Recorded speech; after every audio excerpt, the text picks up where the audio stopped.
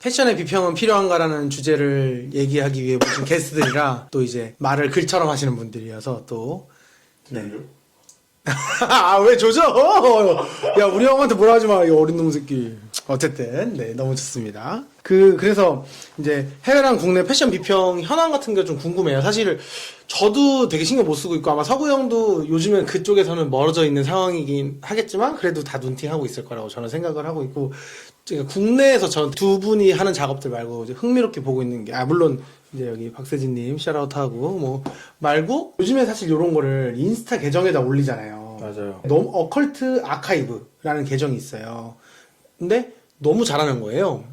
그래서 여기 주인장이 하이피스 들어갔어요. 그러니까요. 근데 1년 동안 뭐가 안 오길래 알고 보니까 하이피스 같더라고요. 그리고 그 원래 굿즈 매거진이라고 저희 그 연말에 저희 유튜브 채널에도 나왔던 그 굿즈 매거진 친구도 이름 바꿨어요. 그 프로그맨 퍼블리싱이라고 해서 좀 더 약간 그쪽으로 원래도 그런 글들을 썼지만 이제 좀 더 그쪽으로 가려고 하고 있고 그런 거에 대한 궁금함과 관심은 이어지긴 하는 것 같아요. 맞아요.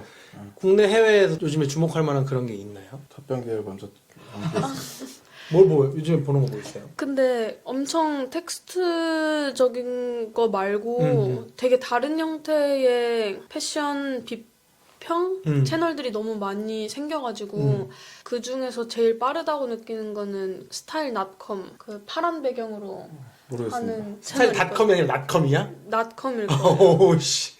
네, 파란 배경으로 하는 몰라, 이번에 우리는. 책도 냈어요. 그 인스타 채널 중에서 개인적으로 좋아하는 채널이 아이디절브 꾸띠르라고 있거든요. 근데 그 사람은 실제로 만났어요. 그 사람이 제가 좋아하는 패션 밈. 근데 저는 그게 비평이라고 생각하거든요. 비꼬는 것도 많이 해요. 다이어트 프라다랑은 좀 결이 다르군요. 달라요. 완전 다르군요. 네, 달라요. 아이디절브 꾸띠르니까 좀 더 제가 좋아하는 하이엔드 럭셔리 패션. 위주로 많이 하는 채널 두 개 잘 보고 있어요. 그렇구나. 저는 일단 이런저런 것들을 하다가 저도 어쨌거나 기고 같은 것들은 가끔 하고 지금도 기면 컬럼을 쓰고 있는 게 있거든요. 네. 근데 일단 저는 패션이랑 옷이랑 스타일이 다 각기 다른 거라고 생각하거든요. 패션은 트렌드를 포함한 지금의 어떤 유행의 옷을 기반으로 한 유행의 전반이고 옷은 사실 어떤 개인의 취향이나 뭐 특정한 아이템을 나타내고 스타일은 유행의 교집합이 있겠지만 유행이 아닌 혹은 나의 어떤 독립된 누군가의 무언가가 같이 들어가 있는 뭐 이런 것 같아요. 그런데 항상 그래도 꾸준히 즐겨보는 거는 뉴욕타임즈의 스타일에 대한 글들이에요. 크롬 번역기가 되게 잘 돼 있거든요.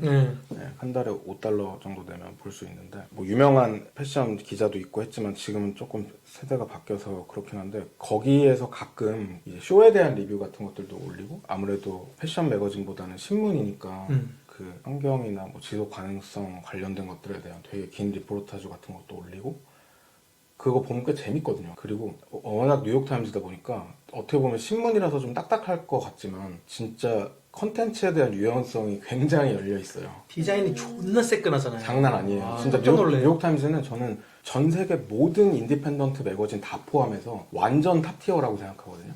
그들의 디자인에 대한 능력을. 사실 진짜 말도 안 되는 게 거기가 이제 보도사진이잖아요. 거기 들어간 사진들은. 그러니까 패션 사진조차도 보도사진이란 말이에요. 그쵸.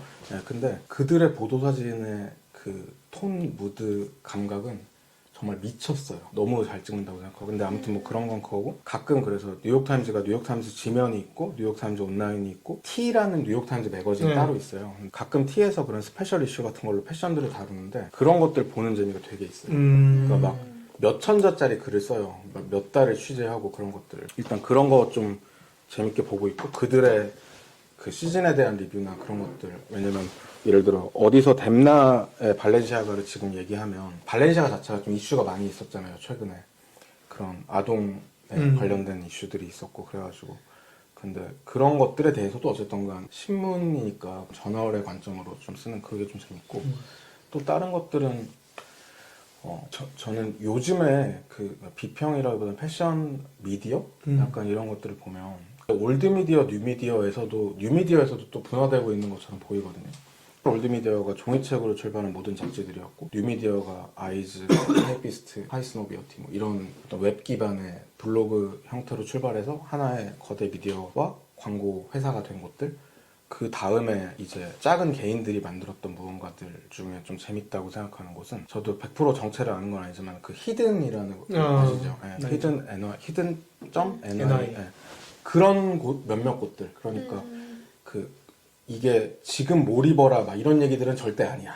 그러니까 패션 트렌드를 이야기하는 건 아니고 특정한 지식에 대해서 얘기를 하는데 그것들이 굉장히 인사이더만 알고 있거나 혹은 아주 레어한 무언가에 대해서 얘기를 하거나 아니면 지금 한번 생각해보면 좋을 것 같은 무언가를 캐치해내서 이렇게 얘기하는 그런 곳인 것 같아요. 그리고 그런 곳들이 이제 조금 보이는 것 같거든요. 네, 매체들이. 그리고 SNS에 최적화된 매체라고 하더라? 한국에서도 막 딱 그 정도까지는 아니지만 거기는 막 거의 래퍼 얘기들도 엄청 많이 나오고 힙합 문화의 기반을 또 많이 밀리언 힙합이랬네? 아니요. 그 히든이 저는 그렇게 보거든요. 되게 닫힌 커뮤니티를 지향하고 그 구독을 받고 네, 근데 좋은 모델이라고 생각하고 막 콜라보레이션도 하더라고요. 맞아요. 네, 그런 게 하나가 있는 것 같고 그리고 그런 어떤 파생 혹은 비슷하게 시작한 것들이 곳곳에 있는 것 같아요. 한국에서도 그렇고 또 다른 한쪽에는 저기가 있겠죠.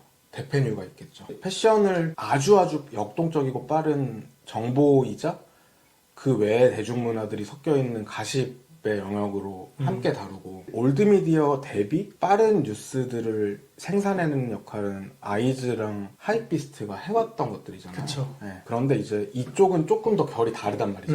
훨씬 더 자유로워 보이고 뭔가 독자들이랑 어떤 제보 같은 것들을 막 올리고 그러니까 매체가 매체화되면서 뉴미디어도 조심스러워진 부분들에 대해서 거의 여과 없이 무언가들을 그쵸. 하고 사실 사람들은 그런 걸 진짜 재밌어 한단 말이에요. 근데 굳이 올드미디어, 뉴미디어, 또 새로운 뉴미디어들이랑 접점을 그래도 하나를 찾자면 결국 그 접점은 정보인 것 같아요. 그러니까 어떤 식으로든 사람이 원하는 혹은 좋아하는 정보들, 그러니까 내가 그걸 취함으로써, 팔로우함으로써, 뭐 돈을 내므로써 얻는 무언가들 때문에 우리는 그걸 보는 거잖아요. 그러니까 예를 들어 대표님만 보면 기존 다른 거 안 봐도 패션에 이런 게 있고 이런 루머가 있어서 그쵸. 이런 것들이 이제 앞으로 벌어질 거다라는 것들을 조금 더 빨리 캐치할 수 있고 왜냐면 기존 뉴미디어들도 루머에 대해 얘기하지만 진짜 사석에서 할 수 있는 루머까지는 얘기 안 한단 말이에요. 그쵸. 근데 얘네는 그걸 하잖아요.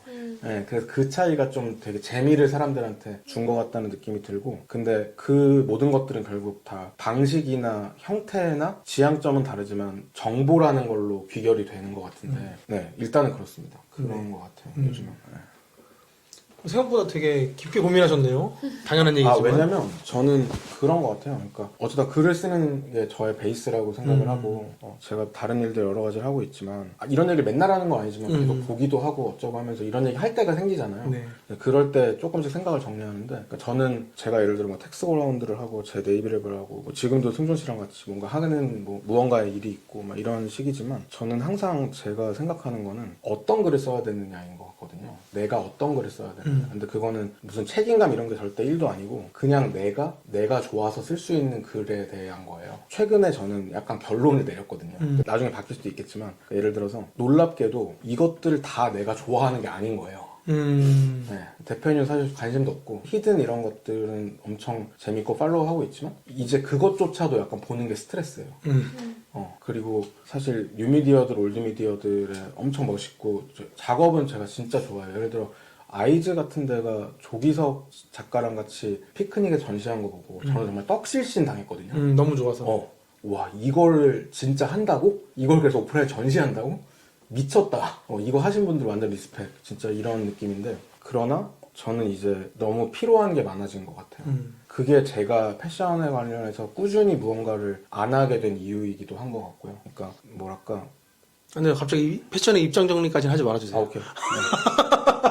아니 그래서 저희가 사실 이제 깊게 고민하는 걸 왜 얘기했냐면 사실 그 패션씬 혹은 디자이너들 브랜드들을 한국으로만 한정하면 한국에는 패션 비평이 해외에 비해 압도적으로 전 적다고 생각하거든요. 맞아요. 근데 사실은 어렸을 때부터 공부하고 그런 사람들이 그 패션 비평 보고 그걸 좀 비평적인 눈을 갖춰야 자기 작업이 객관화되고 그게 시대 어딘가에 점찍힐 수 있는 작업들이 된다고 생각하는데 그게 너무 부족하잖아요. 그래서 간간히 마치 뭐 한국 축구가 토양이 안 돼 있는데 손흥민도 나오고 이강인도 나오고 물론 이제 해외에서 하는 거지만 그런 것처럼 한국도 진짜 간간히 누군가가 한 명씩 나오잖아요. 근데 이런 건 사실 좀 패션 비평이 그런 부분을 좀 해결할 수 있을 텐데라는 생각 항상 하고 있어서 사실 요 얘기를 해보고 싶었던 거거든요. 패션 비평이 디자이너들이나 그러니까 그 패션의 직접적인 생산자들한테 어떤 영향을 주는 걸까요? 혹은 줄 수 있을까요? 저한테 물어보신 거예요? 권가연 씨도? 그냥 자기 생각이 궁금해요. 제가 상상한 90년대는 뭐 패션 디자이너들이 이걸 냈어. 아니면은 자기 칼럼을 어디다 기고했다거나 소설을 냈거나 어딘가에 냈을 때 그 비평에 대해서 되게 두려워하고 에디터들의 평가에 대해서 되게 위기의식을 가지고 있는 90년대를 전 상상하거든요.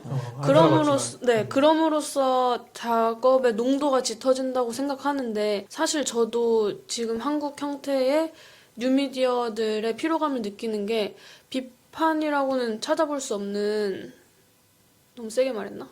아니 하나도 안 써요. 무슨 소리야. 전혀 네. 흔한 말. 네, 되게 사실은 이번에 너 냈대 한마디 해주세요 이거니까는 그게 저는 사실 안 궁금하거든요. 그래서 당연히 필요한 건데 누가 먼저 하느냐 어떤 말씀인지 알겠어요. 네. 차이인 거죠. 저 갑자기 네. 에피소드 같은 게 생각났는데 네. 제가 2006년부터 한 4, 5년 정도 동안 서울 패션위크 1년에 2번 하잖아요. 그때 한겨레 신문에 전체 리뷰들을 썼었어요. 그리고 정구 디렉터님이 서울 패션위크 맡으셨을 때 각 쇼에 대한 리뷰를 매일 냈거든요. 그때 제가 4년, 5년 정도 그 컬렉션 리뷰를 해서 한 시즌에 10몇 개에서 20개 정도 리뷰를 항상 썼거든요. 사람들이 많이 안 보더라도 일단 남는 것들이 중요하다고 생각해서 그래서 심지어 과거에는 그 서울 패션위크에 관련되어 있는 어떤 데든 조직들이 생기면 일종의 권력이 생긴단 말이에요. 근데 저는 비평에 대해서도 처음 정구 디렉터님이 서울 패션위크를 막 바꾸고 이제 똑같은 문제의식이었어요. 그러니까 디자이너들이 이런 거에 대해서 크리틱도 좀 하고 해줘야지. 근데 한국에 이런 게 너무 없으니까 이런 걸 쓸 수 있는 사람들을 막 이렇게 모았다. 그래서 그때 지금 보그 편집장인 신광호 부장님한테 추천해달라. 그리고 그분도 해달라. 왜냐면 어떻게 보면 그분이 저한테 살짝 롤모델 같은 분이었거든요. 화보를 찍는 수많은 훌륭한 에디터들이 있었지만 보그의 광호 부장님이 썼던 글들을 저는 좀 좋아했었기 때문에 그래서 저를 추천해 주셔가지고 저도 그 자리에 끼게 됐는데 근데 어떤 기자분들은 부담스럽다고 가명을 쓰시기도 했어요. 왜냐면 막 친분이 있고 하니까. 근데 냉정하게 얘기해야 되니까. 근데 그러면 이제 오히려 다 얘기할 수 있으니까 없는 캐릭터까지 만든 거예요. 말하자면 저것도 방법이다 싶었는데 저는 뭐 그렇게까지는 하고 싶지 않았고 그리고 저는 글을 쓰는 어떤 애티튜드라고나 할까? 혹은 방식에 있어서 인터뷰 같은 것도 마찬가지라고 생각하는데 말하자면 불편함을 콕콕 집어서 전달하면서 그 피 튀기는 어떤 대화의 어떤 아우라 같은 것들을 가지고 하는 사람들이 있는 반면 카막의 세상 막 이렇게 하는 사람도 있고 여러 가지잖아요. 그러니까 뭐 영화를 놓고 보면 이동진 같은 사람이 이동진이 있고 이 반대쪽에 막 세상 공격적이고 이런 분도 있고 뭐 박평식 같은 분도 있고 이런 거잖아요. 근데 사실 이쪽은 제가 봤을 때 아직 그런 풀들이 조금 없죠. 나름대로 그래도 소명의식을 갖고 왜냐면 저도 사람인지라 그리고 다 디자이너들이 한 달에 건너 알고 이러는지라 막 이런 것들 쓸 때 오히려 외국에 대해서 쓰는 건 사실 쉽죠. 모르는 사람들이고 그런데 이제 그런 얘기들을 했는데 언젠가 술자리에서 어떤 그때 서울 패션위크 한창 잘 나가던 디자이너분 한 명 만났어요. 누군지는 밝힐 수 없고. 아니 밝힐 수 있어요. 고태용 실장님. 아 오케이. 비욘드 클로젯. 근데 고태용 실장님은 서울 패션위크 시작할 때부터 한 1년 전에부터 안 하기 시작했는데 거의 30번에 가까운 그 컬렉션들을 저를 다 초대하셨거든요. 저도 거의 다 갔고. 그러니까 제가 그분의 모든 걸 다 좋아하는 건 아니지만 패션으로서 그렇지만 그런 꾸준함과 계속 디벨롭먼트가 된 무언가들은 정말 존경한단 말이죠. 근데 이것도 한 되게 오래된 일인데 아무튼 술자리니까 사석에서 누군가의 생일 파티 이런 거였었는데 뭐 시장님 이러면서 어머니가 제가 신문에 쓴 글을 보고 걱정이 돼서 아들한테 전화를 했다는 거예요. 이런 게 신문에 났는데 괜찮니? 막 이러면서 뭐 그러면서 어쩌고저쩌고 뭐 그런 게 하나가 있었고 비판적으로 썼나 보네 그때. 아마도 그랬던 것 같아요. 네.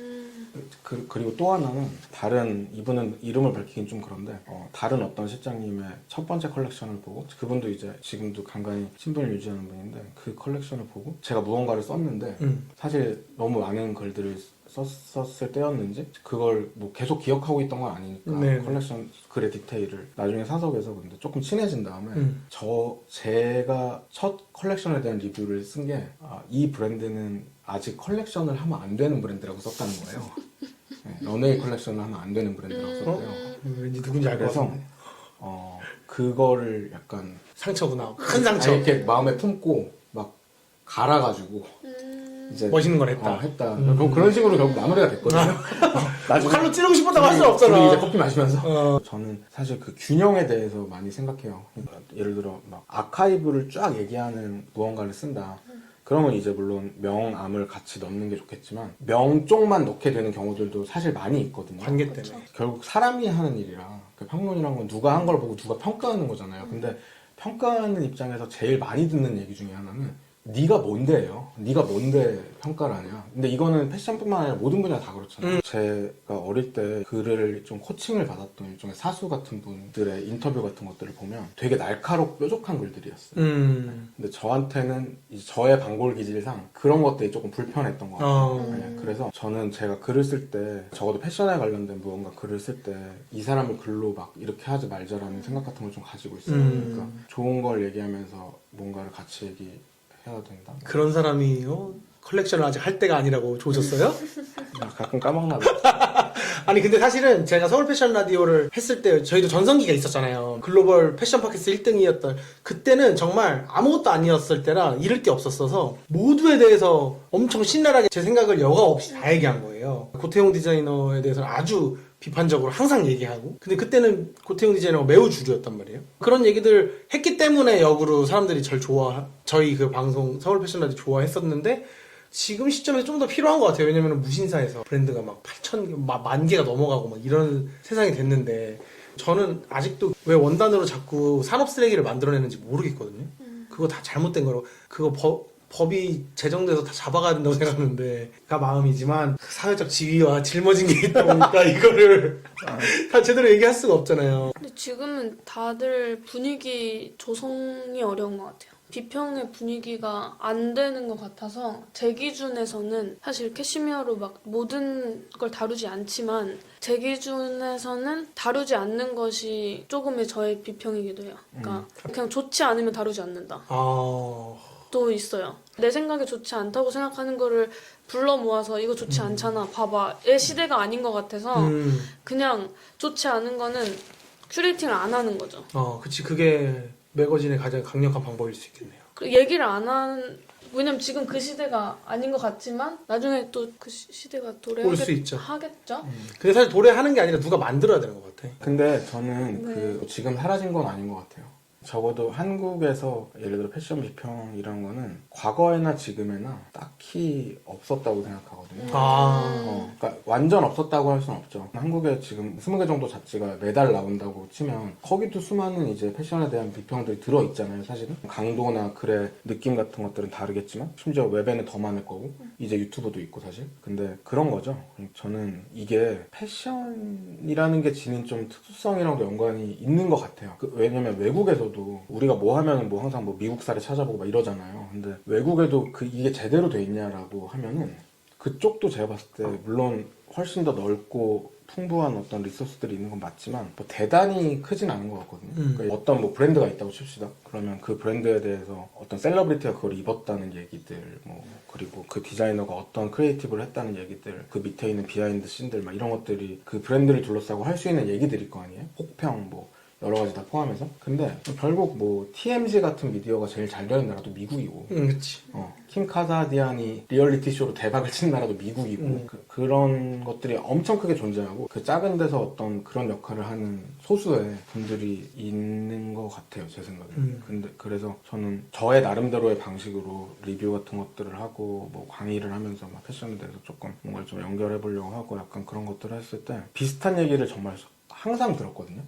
한국에서 이런 거를 하는 사람이 없고 막 그래서 네가 하는 작업이 뭐 어쩌고 저쩌고 이런 근데 그런 얘기들을 막 할 때 이게 결국에는 패션이기 때문일 수도 있겠다 하니까 유튜브에서도 사실 이런 얘기 해봤자 이거 몇 명이나 보겠어요. 제일 좋은 거는 뭐 그래서 내일의 OOTD는 뭘 입을 거냐, 아주 멋있는 유튜버나 인플루언서가 나와서 이제 스타일링 같은 것들, 김나영 같은 분들 나와가지고 막 이런 거 하는. 그러니까 결국에 옷이라는 거의 목적이 그런 거잖아요. 그쵸. 우리가 막 몇백만 원 주고 막 몇만 원 주고 뭐 레어한 거 뭐 어떤 것들을 사는 이유가 결국 자기를 꾸미기 위한 무언가이니까. 근데 그래서 저는 그런 쪽은 그런 쪽대로 놔두는 혹은 거기에 이제 투입이 돼서 그걸 가지고 무언가를 추구하는 분들은 그냥 그런 거 하면 되는 것 같고, 다만 그래도 무언가 글로서 이거를 할 수 있는 사람들이나 예를 들어 어떤 사람들은 이 옷을 이 디자이너가 왜 만들었을까 이런 걸로 결국엔 저는 패션인 크리틱 같은 게 출발하는 것 같거든요. 그 사람의 생각을 궁금해하고 그 사람이 어떤 행동을 했고 왜 이런 걸 만들었고 그러다 보면 이제 칭찬도 나오고 뭐 비판도 나올 수 있긴 하겠죠. 그런 거를 사실 꾸준히 하는 게 좋아요. 꾸준히 하는 게 당연히 산업에도 좋고 그리고 지금 하는 사람이 별로 없기 때문에 꾸준히 하게 되면 꽤 빠르게 눈에 띄거든요. 맞아요. 근데 그게 왜 지속되지 않냐라고 하면 돈이 안 돼서. 제가 봤을 땐 돈인 것 같아요. 네. 어떤 시스템 안에 들어가서 이걸 할 수 있는 구조가 만들어지지 않은 이상 어디나 마찬가지였어요. 예를 들어 잡지에서 왜 유가오버들을 찍겠어요. 유가오버는 연예인 뭐 이렇게 해가지고 브랜드들이 해서 그걸 쓰지만 광고로 쓰고 너무 할 수 있는 게 많잖아요. 원소스 멀티 유저 되지 뭐 사람들이 많이 보지 심지어 좋아하지. 근데 여기에 대해서 막 야 이거는 이렇게 했고 막 이런 얘기들을 사실은 그만큼 덜 보니까 안 하게 되는 거죠. 저 궁금한 게 있어요. 질문할 게 있었는데 이게 한국 영화가 이렇게 빨리 발전한 거에 비평의 역할이 되게 크고 그게 네이버에 노출되는 게 되게 컸다고 생각하거든요. 물론 제가 영화 잘 모르지만 미술이나 음악은 비평이 되게 파워풀하잖아요. 그럼 그쪽은 돈이 되나요 이게? 이동진 평론가님 같은 경우는 연예인이잖아요. 근데 왜 패션은 그렇게 안 될까요? 그게 돈일까요? 생각을 해봤는데요. 아까 전에도 많은 얘기를 했지만 없다고 할 수 없는 것 같아요. 예를 들어 영화의 비평들은 영화의 성취랑 재미를 얘기하잖아요. 그렇죠? 뭐 기술 이런 쪽으로 들어가서 더 깊게 하는 것도 있겠지만 있죠. 근데 패션도 그런 식으로 보면 결국 수많은 유튜브나 여러 가지 커뮤니티나 이런 데서 다들 끊임없이 비평들을 하고 있는 걸 수도 있어요. 근데 그게 이제 내가 입는 거다 보니까 그런 쪽에 조금 더 초점이 맞춰져 있는 게 많아서 우리가 일반적으로 생각하는 비평이라는 것과 좀 형태가 다르다. 형태가 다른 것 같다는 생각이 들고 그리고 또 하나는 정말 패션을 어떤 대상으로 놓고 브랜드든 뭐 크리에이티브든 혹은 사람이든 산업이든 이런 것들에 대한 비평들도 있긴 있는데 옷을 만들어 생산하고 판매하는 그러니까 이거는 완벽한 상업이잖아요. 뭐 사실 영화도 그렇지만 그러니까 영화는 예를 들어 영화를 정말 어떤 문화활동으로 소비하는 사람들이 정말 많이 있고 그리고 그것들 중에 어떤 작가적인 무언가를 추구하고 다르게 해석하는 종류의 또 사람들도 꽤 많이 있잖아요. 근데 패션은 그 비중이 조금 다른 게 아닐까요? 옷을 소비하는 사람들은 영화랑 똑같이 많이 있겠죠. 왜냐면 의식주 중에 하나니까. 그러니까 영화도 더 많지. 근데 패션을 예를 들어 우리가 기생충의 봉준호 감독에 대한 어떤 론을 보듯이 보는 사람들은 사실은 되게 그 영화의 파이보다 훨씬 적은 게 아닐까요? 왜냐면 제 주변에 옷을 좋아하는 아주 많은 사람들이 있지만 디자이너들의 얘기할 수 있는 사람은 사실 더 적어지죠. 그렇죠, 맞아요. 가연 씨 생각 어때요? 맞는 것 같아요. 그리고 너무 빠른 것 같아요. 저는 속도감이 미쳤어요. 저는 패션위크가 돌아올 때마다 다시 왔다고? 쉣. 아니 왜 당신 직업이었잖아. 아니 직업이잖아. 근데 진짜 너무 빨라요. 사실 지금 꽃지르 컬렉션 너무 멋지다를 감탄하고 있는 와중에도 막 계속 나오니까 영화는 뭐 영화도 영화제가 있고 이렇지만은 그래도 향유하는 시간이 조금 길다고 생각하거든요. 생각하는 시간도 조금 길고 그 에너지가 조금 더 늦게까지 있다고 생각해요. 근데 패션은 너무 빠른 것 같아서 못 따라가는 것도 있는 것 같기도 그럴 수 합니다. 있겠다. 그리고 네. 예를 들어서 이것도 그냥 저의 생각인데 영화 같은 경우는 제 생각에 영화에서의 비평이 실제 사람들한테 제일 많이 영향을 끼치는 장르인 것 같아요.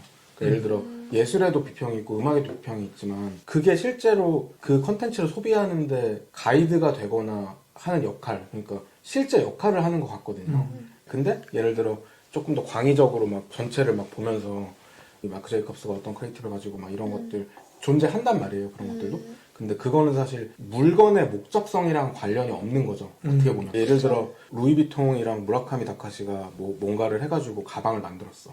그러면 그 가방에 대해서 왜 이 협업을 했고 막 이런 얘기들도 많이 나오잖아요. 사실은. 그것도 뭐 크리틱의 일종일 수도 있고 뭐 정보의 소개일 수도 있는데 언박싱을 하고 막 이 가방이 뭐 어떤 두께고 가격이 얼마고 이것도 사실은 어떤 면에서 리뷰인 거고 목적성에는 그게 더 부합하니까 그 외의 이야기들 같은 경우는 필요한 건 맞고 무언가를 읽는 종류의 디자이너분들한테도 저는 도움이 된다고 생각해요. 근데 그런 것들이 목적성이랑 바로 부합하지 않아서 일 수도 있겠다? 태생적으로 아주 패션을 좋아하는 모든 사람이 관심 있을 만한 글들이 아니겠네요. 패션에 있어서의 비평이. 약간 그럴 수 있는 것 같아요. 그렇죠. 네. 맞아요. 그러네. 근데 저는 그런 면에서 예를 들어 소위 말하는 힙한 패션의 큐레이션, 아까 아이템으로서 구매하는 걸로서 그런 것들을 유지하면서 인사이드에 있는 이야기들을 계속해서 뽑아내는 종류의 미디어들이 정말 대단하다고 생각하거든요. 아까 얘기했던 데 중에 제가 깜빡했던 곳이 에센스인 것 같아요. 센스닷컴이라고 제가 읽었던 제일 훌륭한 패션 아티클들이 거기에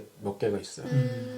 예를 들어 웨일스 모너에 대한 아티클, 패션은 아니지만 데브 하인즈에 대한 글, 그리고 마크 제이콥스에 대한 글 같은 게 스크롤이 끝없이 이어지거든요. 진짜 요만해, 바가. 길다고 좋은 건 아니지만 구성, 글의 어떤 느낌, 그리고 취재하기 위해서 들어간 어떤 리소스, 정리의 방식, 디자인까지 와 진짜 이런 근데 거기는 사실 뭔가를 막 살려고 막 많은 사람들이 오는 곳이잖아요. 근데 대문짝만하게 지금 대문에 떠 있단 말이에요. 그게. 그러면 사람들이 그걸 보겠죠. 그래서 부합한 거죠. 그런 밸런스 같은 것들을 그들은 하고 있으니까. 왜냐면 그거 안 해도 돼요. 한국으로 치면 무신사인데 엄청 깊은 패션에 대한 맞아요. 글을 쓰는 것 같아요. 네. 그리고 또 거기가 또 비싼 브랜드 파는 데서 그게 가능할 수도 있고. 하긴 그럴 수도 있겠네요. 왜냐면 그렇죠. 그거 되게 좋은 포인트 같은데요. 왜냐면 저는 그 크리틱이 어떤 면에서는 그러니까 패션에 대해서 글로 설명하는 종류의 것들이 사실은 과거에 잡지들이 하던 일들이잖아요. 맞아요. 뭐 비평까지는 아니더라도 뭐 리뷰가 될 수도 있고 뭐 그런 걸 다 포함한다고 보면 결국에는 뭐 내가 산 거에 대한 당위성 같은 걸 만드는 작업, 혹은 그 브랜드가 좋다는 거에 대한 당위성의 어떤 논리 구조를 만든 약간 그런 느낌도 좀 있는 것 같아요. 근데 어떤 디자이너들은 요즘에는 많이 안 그러지만 정말 구구절절 설명하는 디자이너들이 있었단 말이죠. 특히 막 아메리칸 트래디셔널, 수트 약간 이런 어떤 문화 쪽으로 가면 그 원단, 메이킹 방법, 그쵸. 우리가 쓴 어떤 여러 가지 정말 말해야 될 것들이 많이 있으니까. 근데 지금은 조금 더 추상적인 어떤 패션 같은 것들이 사람들한테 조금 더 다시 돌아오고 있는 것 같아요. 먹히고 있는 느낌 같은 것도 들고, 눈앞에 보이는 무언가를 막 1 더하기 1은 2처럼 설명하는 게 아니라 어떤 면에 조금 예술의 방식을 차용하는 것 같은 그런 것들도 많이 생겨서. 그리고 비싼 옷을 살 때 사람들이 그 명분이라는 거를 브랜드로 보는데 더 지독하게 세부적으로 나누는 사람들은 이 디자인적으로 어떤 의미가 있고 얘는 어디 출신이며 막 그런 것들에 대해서 더 관심 많은 사람들이 더 많아질 확률이 높다고 생각하는데 그거가 에센스의 그 깊은 글들이랑도 좀 다 있을 수 있겠네요.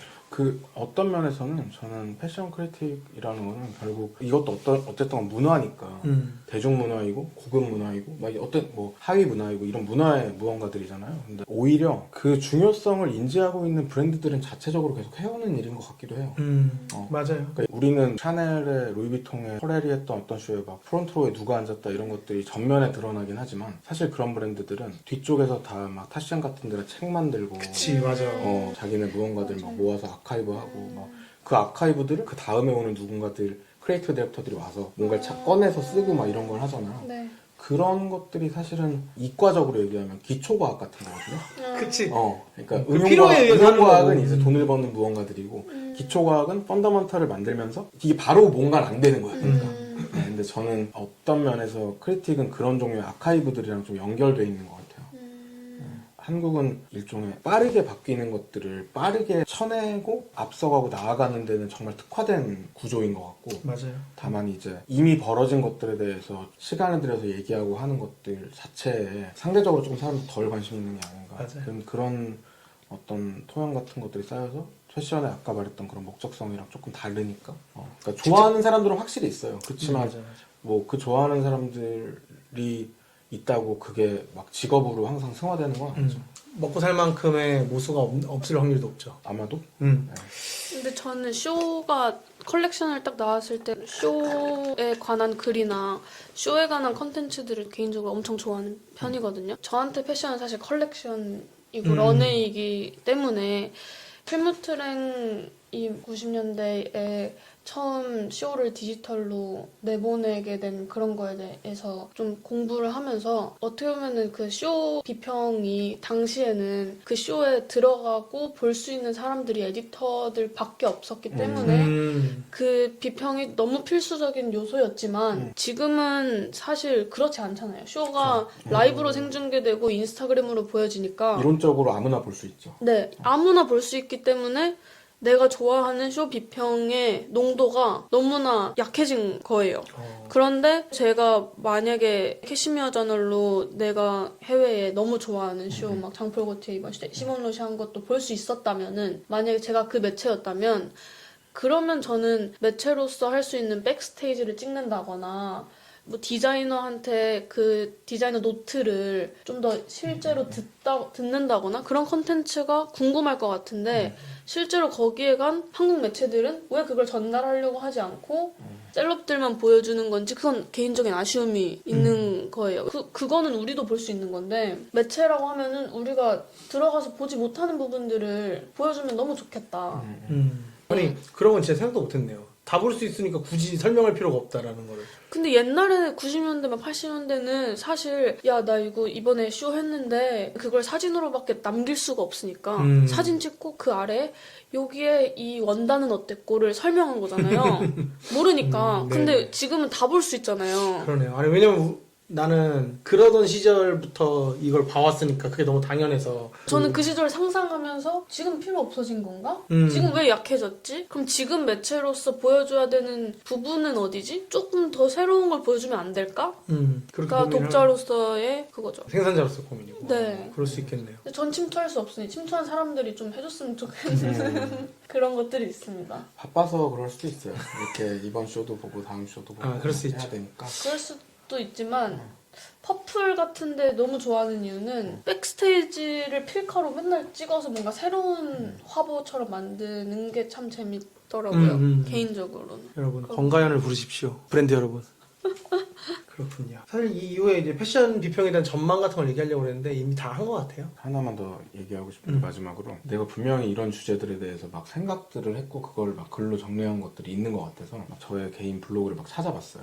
그랬더니 한 3년 정도 전에 썼던 글이 나오더라고요. 그 글의 제목이 조금 여기서 그냥 말하면 좀 중2병 같을 수도 있는데 I hate fashion이었어요. 근데 그 당시에 이탈리아 써네이라는 브랜드가 그걸 되게 예쁜 프린트로, 근데 완전 패션이잖아요. 써네이는. 근데 I hate fashion이라 쓴 걸 보고 저는 뭔가 되게 와닿았거든요. 그러니까 이탈리아에서 젊은 컨템퍼러리 브랜드 중에 제일 주목받고 있는 곳 중에 한 곳이 I hate fashion이라고 써서 프린트 티셔츠를 만들었다라는 걸 보고 생각대로 글을 쓴 거였는데, 아까도 얘기 드렸다시피 저는 유행이 뭐고 지금 시즌에 뭐가 있고 이런 식의 패션들은 개인적으로는 사실 별로 이제 관심이 없어진 것 같아요.